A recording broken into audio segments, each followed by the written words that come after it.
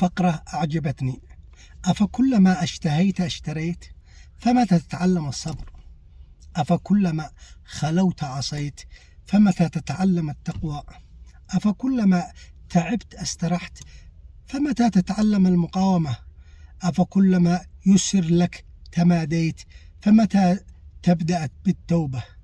تأتي المعصية فيرحل معها القرآن الكريم والصلاة وقيام الليل والخوف من الله، ثم يلحق بهم الذكر، ثم تذهب الطمأنينة، ويأتي عسر الحال وقلة البركة في الوقت والمال.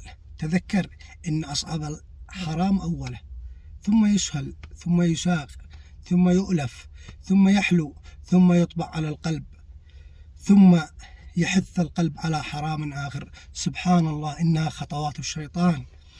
قال أحد الصالحين: إذا دعتك نفسك إلى معصية فحاورها حوارا لطيفا. بهذه الآية قال تعالى: قل أذلك خير أم جنة الخلد التي وعد المتقون؟ صدق الله العظيم. والسلام عليكم ورحمة الله وبركاته.